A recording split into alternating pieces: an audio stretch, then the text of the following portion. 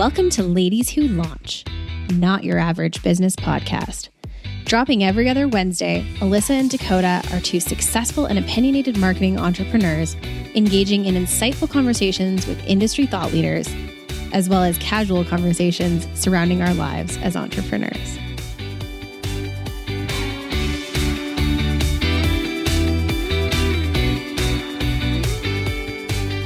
Welcome back to another episode of Ladies Who Launch. Alyssa and I are coming back to you slightly recovered, a little less tired, but let's be honest, it's fucking Q4. Oh, it is Q4. Sorry, I feel like I've missed like the entire year. I'm not even going to say I missed Q3 because that was a given, but like I've missed the entire year, I feel, of 2023. And while I will say that our break was very well needed. If everybody listened to our bonus episode, I was sick. I'm still sick. But we both needed that break. And now we're like well into, not even just in Q4, we're well into Q4. And I'm not even sure how we're here, but I think, I'm not even, I know it's Q4, but like how we're only a few weeks from Christmas. I'm not really sure what's happening. I know it's that time where I'm looking at all of the agency's to-dos and I'm like, oh my God, we are 5 weeks from closing the office for Christmas. So we have like 5 to 6-ish weeks or whatever it is to get all of our year-end meetings done and all of our, honestly, it's like, it's my favorite time of the year because I see that light at the end of the tunnel where I'm like, okay, like we're gearing up for 2024. There's all these cool things that we're going to be working on. And yay, we know that we're getting that contract re-signed, or like, yay, that client that I didn't quite align is falling off, or that headache project is wrapping up. But we were so thankful for all the work and so on and so forth. But then at the same time, you're also like, to be very intentional about your energy and your time and really, really master efficiency, because otherwise you will burn out hard because everybody wants something, right? You got to learn to be like, nope, we'll do that in 2023 or 2024. So yeah. And I think, this sort of leads into what we want to talk about today.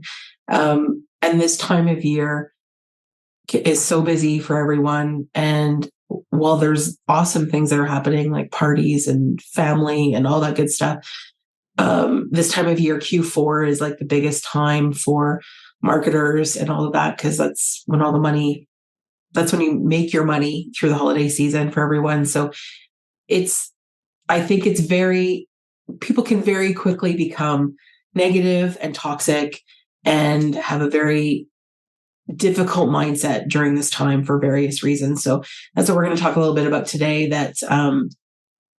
and heading into 2024, but like some of the things that may be impacting you and this really busy time for work and family and all that stuff, and how we can be more mindful of how we are running our business and our lives when it gets really busy like this. Exactly. So today we want to talk a little bit about negative thinking and negative self-talk and how it impacts your personal life and your business. And I know for myself, when I get overwhelmed and my nervous system is in an overdrive, sometimes my self-soothing can be negative talk. But what I always recognize is it never really makes me feel better. And there is actually a scientific reason for that, is that when your brain thinks negatively, it's actually been proven that it can attribute, of course, to depression, anxiety, chronic worry, and even obsessive compulsive disorder. And I know when I'm thinking negatively and my brain's all over the place, I generally don't get things done. I'm a little more apt to like want to go back to bed and stay in bed. And when I actually force myself out of a negative thought, and I do it by way of like going for a walk or hitting the gym for even just like 20 minutes, or even just going and having coffee with a friend or hanging out with my dog, I definitely feel a little more refreshed than I did just sitting there and staring at my computer, being overwhelmed, or sitting within a situation that's negative and feeling overwhelmed. Talking it through with someone even is helpful as well.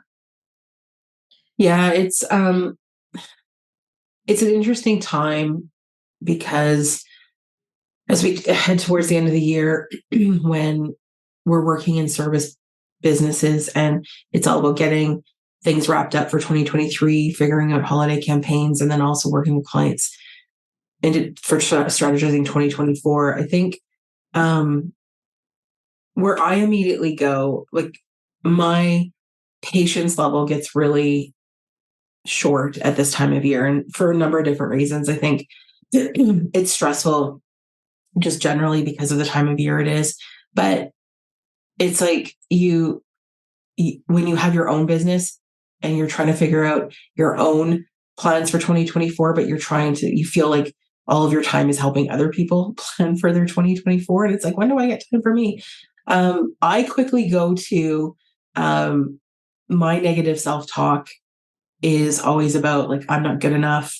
Like, why is everyone else, like, I look at what other people are doing. It's like, why does everyone else look so successful? And I can hit like December 22nd and think, I'm not like this. Look at what everyone else is doing and like all this great holiday things. And like, I'm like on TikTok right now, everyone's decorating for Christmas and got like their trees up. And I'm like, oh, are we doing that now? Like, is this happening in November? I'm like, am I not even participating in Christmas properly? Because it's mid-November. Sorry, I know this is out December 6th, but we're recording in November.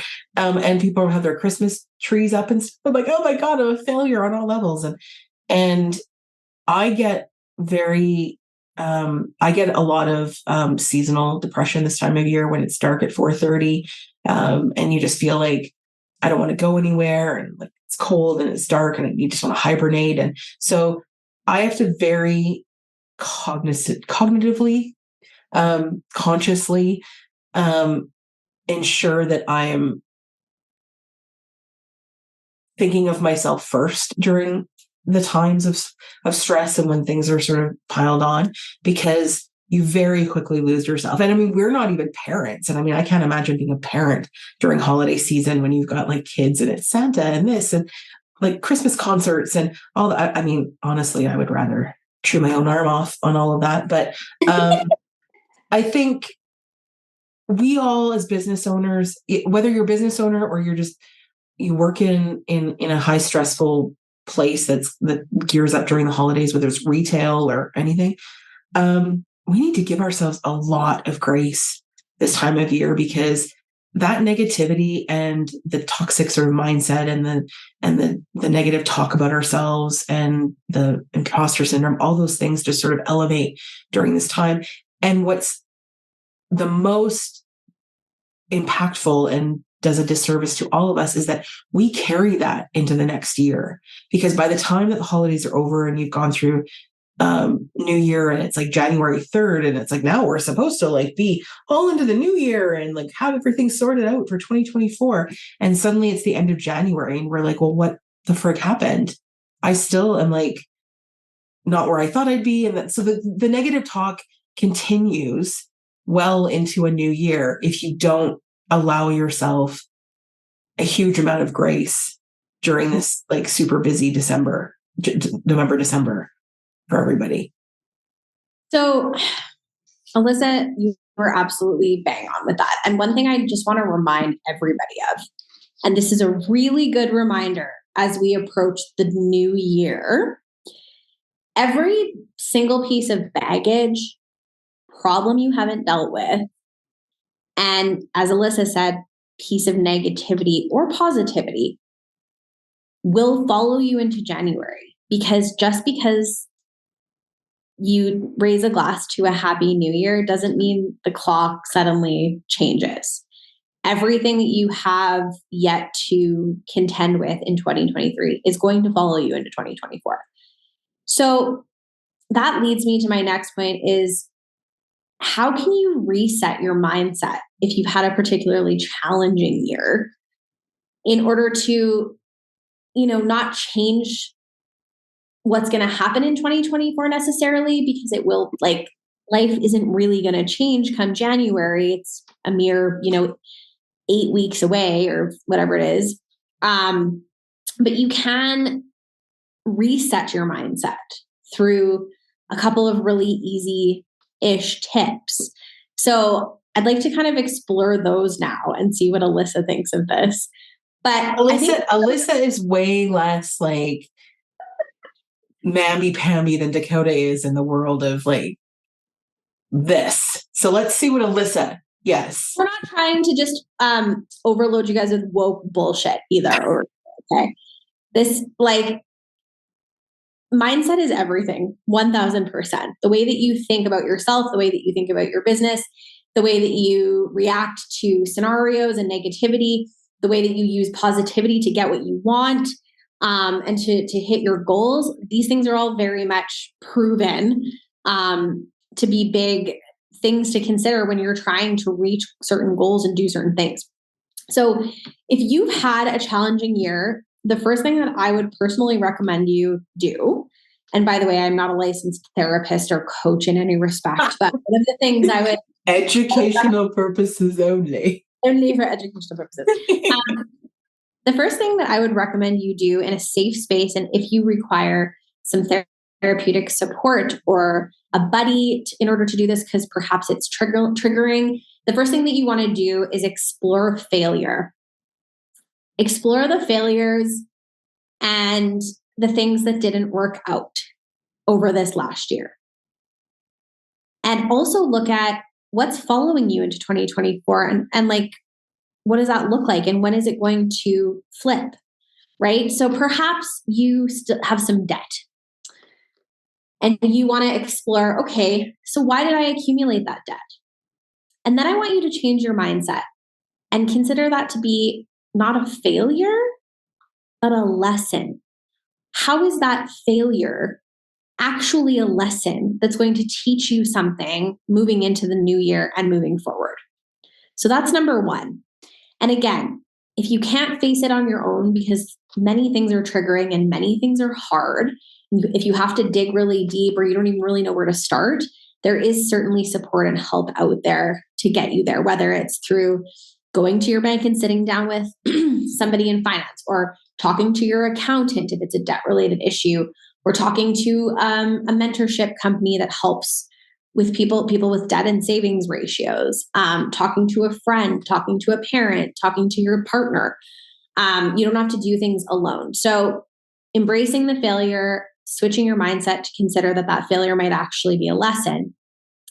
And then looking at the challenges within those failures as opportunities to grow and learn. So what can you take from that challenge and actually use it towards your growth? Right? Yeah, I agree. Yeah. And sorry, then, I thought you were continuing, so I wasn't going to jump in. Oh, no. Can you tell we had a few weeks off? We have no idea what we're doing. We do. I feel like I'm a little rusty, though. I know. It's like, oh. Yeah. So the other thing that I'd recommend you do if you're still struggling to see a failure as a lesson is choose one thing about that failure that you're grateful for. Oh, interesting. Okay. And we're going to do a little exercise, Alyssa and I. We're going to pick a failure from this year. And we're going to give you guys a reason why we're grateful for that failure. And I'm putting Alyssa on the spot because I haven't asked her to do this. I personally have one in mind. I had time to prepare. Sorry, Alyssa. Okay, then you go first while I think about my failure. Okay. One thing that has been a constant narrative in my life this entire year has been this year, at the very beginning of the year, promised myself that I was going to go on a solo adventure of no dating for an entire year. I was going to focus on me, myself, and I, and all the things that are in my world. And I wasn't going to be consumed or distracted by another human being. Well, I did great for about a month. And then I literally let some of the most horrific people I've ever like come across and all their wounding, not to say that they're bad people, but I allowed probably the most toxic human beings I've ever allowed into my heart and my life to come into my life this year. And I self-abandoned, and I got taught a very big lesson by the universe that it's not time to be in a partnership for me right now. And I am not a suitable partner to anybody right now because I have a lot of things to work on. And I was dished some pretty heavy karma.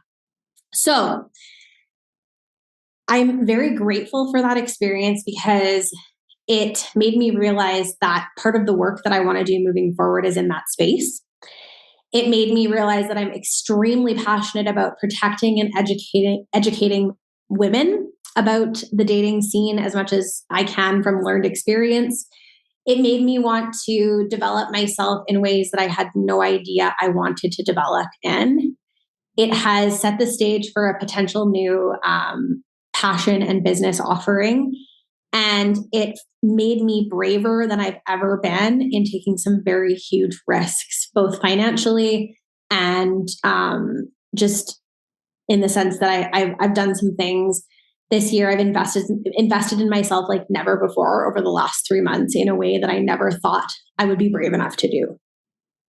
So that's my lesson. Wow. I didn't even know you had made that agreement with yourself in January. I was just along for the toxic ride of Dakota's whatever the hell was happening in your world for most of the year. But I didn't realize it's been the Dakota show this year. I think it needs to be the Alyssa show next year, please. Well, we're not. Yeah, it's not going to be the Alyssa show of toxic men. I'll tell you that. That's not happening. But, God.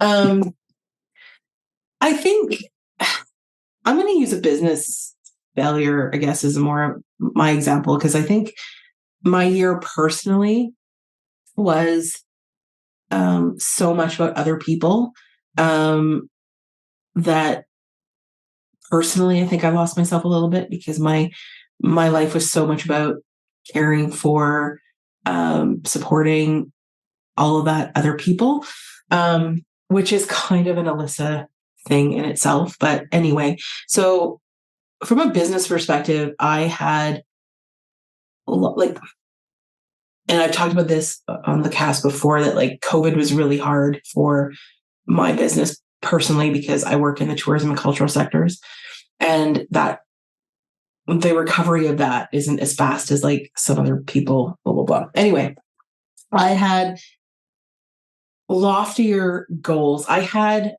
business goals for myself that weren't necessarily about more clients or more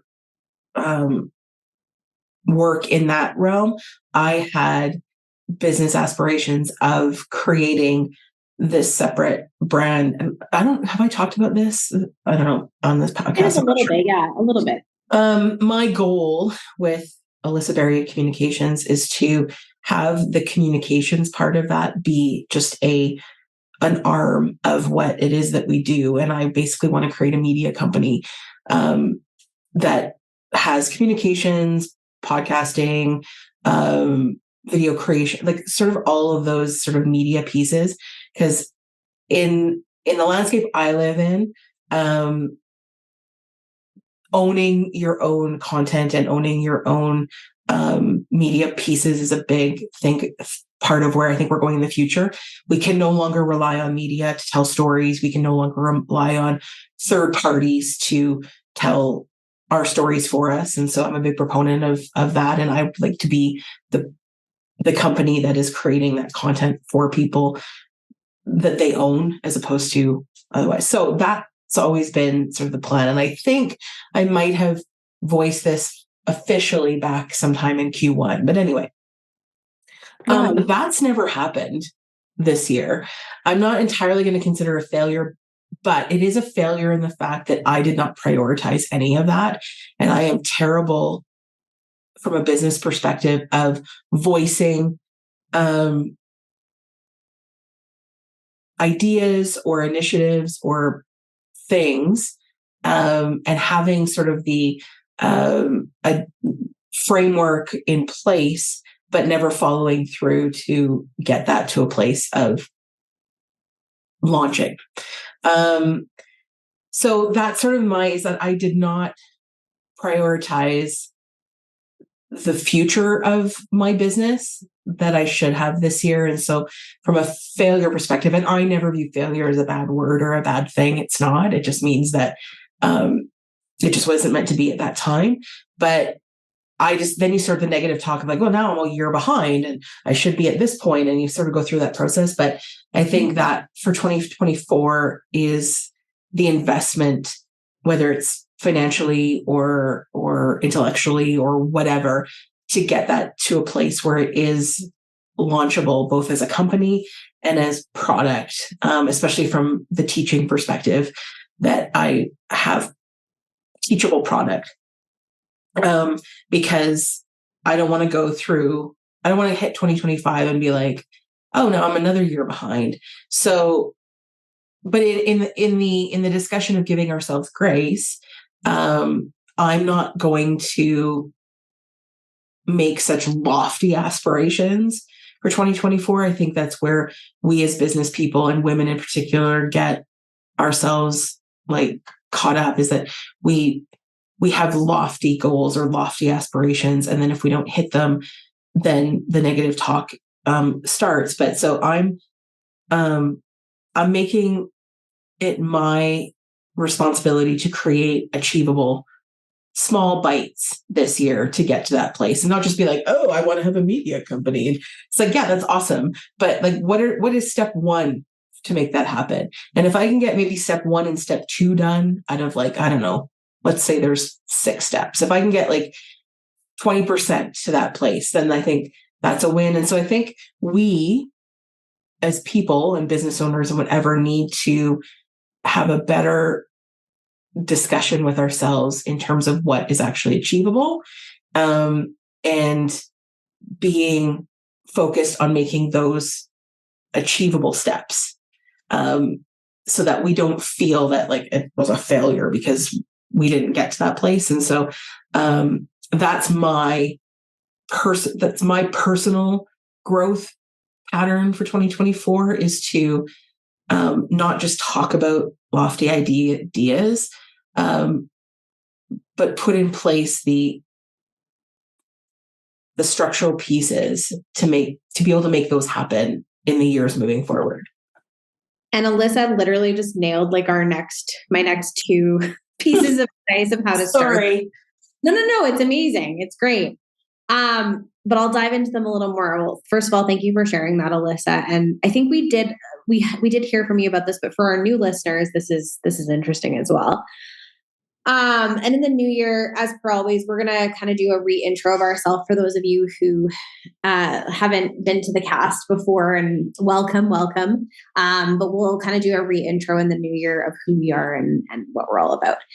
But so you're probably wondering, like, what is the first thing you can do after you identify these strengths and learning lessons and failures, if you will? And one of the first things you can do is you've got to build trust with yourself again, right? Because in your mind, it's like, well, shit, I didn't do that thing I said I would do. Why didn't I do it?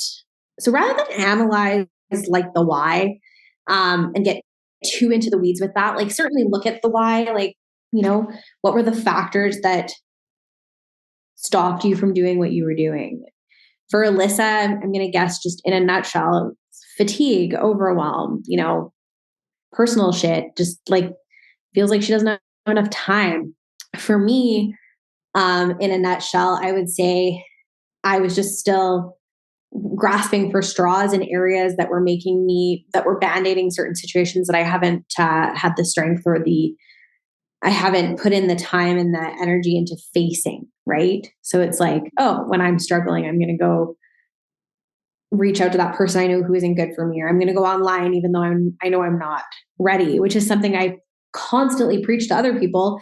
Don't go on to online dating unless you're 100% ready, because then you're just offering like your shittiest self to somebody else, right? And it's not fair. So yeah, like really walking that walk. So building the trust with yourself again and figuring out ways to do that. So as an example, here's some of the ways I'm building trust with myself. Number one, I have found it exceptionally helpful to record voice notes of me talking to me. So throughout this whole year, and actually, it was really interesting when I was getting ready this morning, in lieu of listening to a podcast, I actually threw on a couple of voice notes from earlier this year.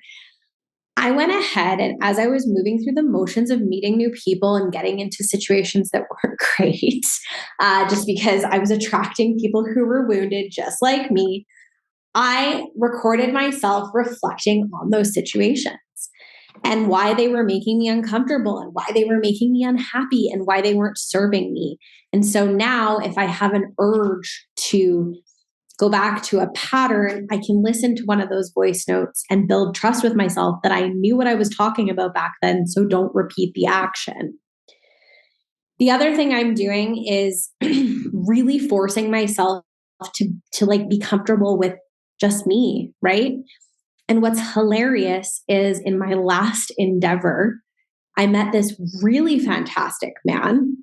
And actually, I think there were many ways that we could have been a great fit, but I wasn't ready. And I actually put myself first and said, no, I'm sorry, I can't do this.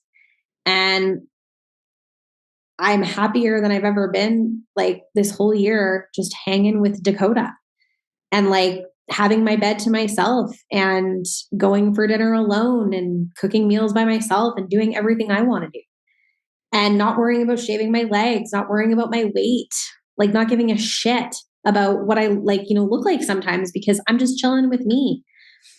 And it's been really liberating. And so that's how I've started to rebuild that trust with myself. But I have a long way to go. It's been a month, right? It's been just under a month since I like fully exited that world. So building trust with yourself. So Alyssa, can you give us an example of like how you're building trust with yourself within that respect? From my perspective, I think it's believing that I deserve it in such a way, like I deserve success or I deserve um um yeah, I guess deserve success. But for me, how I'm sort of building trust is that um is the action of completing it. So like I talked about those steps and like not just creating a lofty goal, but if like being accountable to finish those, like the steps that I have um allocated to myself. I think I'm terrible for like procrastination and for doing everything for everybody else before me. So I think for myself, I have to um, learn that I am actually valuable as myself, and that the things that I want to work on or the things that I want to do are valuable, whether they bring money or not. It doesn't mean that I shouldn't be doing them. You know what I mean? I think we're too focused on like, oh, is this going to make me money or is this going to bring in revenue or blah, blah, blah. But it's like, I have to get out of that mindset and realize, well, wait a minute. I want to do this because it makes me happy, or I want to do this because I know it will lead to something else. And just because it's not a revenue generator or it's not this, it's important for me right now because it gives me it sort of reaffirms my skill. Like I think we all sort of get lost and we do so much work for other people in whatever capacity that when you start thinking about yourself or your business and how you want it and like trying to write for yourself or write for your business. I mean, has anyone tried to write their own bio? It's not easy to put the skills that we use on other people back on yourself, because then you think, well, this isn't good enough, or I wouldn't have done it this way when you're talking about yourself. So trusting that like I know my shit for other people. So why don't I know it for myself? And why do I think that what I'm producing or what I can produce for myself isn't as good as what I do for other people? Yeah, exactly. Exactly. I think that's a great example. And that actually leads into my last point of how can you put this into action? remember, it is a marathon and not a sprint. So do one small thing that you can fix now that is literally something you can implement into every day. As weird as it sounds, for me, it's sleep. Mm-hmm. I have just struggled with sleep so much because of anxiety, the way my brain works, so many factors. And so for me, it's like starting with sleep. That is what I need to start with. I need to literally get into the exact same routine every day for at least a month. And that's what I've been working on. And once I've got my energy back a little bit there, then I can tackle the next thing. Yeah. For me, it's creating routine. So, like, as I said, I'm terrible with procrastination, especially when it's anything to do with me, or things that I want to do. So it's basically allocating time, whether it's even 5 minutes to, to writing down the syllabus or whatever of this course I'm developing, like it's actually making myself accountable to do the thing. So like booking time with myself in my day for that purpose of building the things that I want to build. So even if it's like 5 minutes here, at least that's dedicated to time for me. Absolutely. I love that. And then the last thing that we would leave you guys with is really try to tie all the things that you are doing in your daily life and within this whole conversation. I think tying things back to intention is very important. One place in my life that I knew I was doing exceptionally well in was being present and intentional for some time, mostly with the presence thing. I was really mastering the ability to be present in the situation, which is very tough for me because my mind goes a mile a minute. And I've completely lost it again. I feel like I'm addicted to work. I feel like I'm addicted to my phone. I've now replaced work and my phone with the other things that I was addicted to this year: dating, love, whatever. And so even just being on this call with Alyssa right now and taping this episode, I've really enjoyed sipping my coffee and having an actual conversation with her.